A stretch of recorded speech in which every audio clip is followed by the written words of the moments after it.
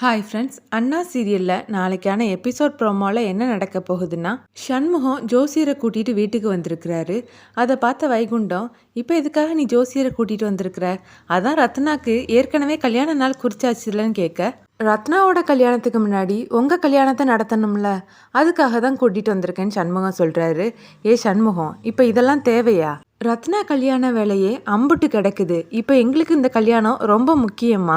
எதுக்கு இந்த தேவையில்லாத செலவுன்னு சூடாமணி சொல்கிறாங்க. ஆமாம், கிடக்கிறது கிடக்கட்டும், கிழவனை தூக்கி மனையில் வைன்னு சொல்லுவாங்க. அந்த மாதிரி தான் நம்ம வீட்டில் இப்போ நடந்துட்டு இருக்குதுன்னு வைகுண்டம் சொல்கிறாரு. மாமா, நான் தான் ஏற்கனவே சொல்லிட்டேனே, நீங்களும் அத்தையும் இதில் எதுவும் சொல்லக்கூடாது. இது எங்களோட விருப்பம், பிள்ளைங்களோட விருப்பம், அதனால நடக்கணும்னு பரணி சொல்கிறாங்க. ஆமாப்பா, நானும் உங்கள் கல்யாணத்தை பார்த்ததே கிடையாது.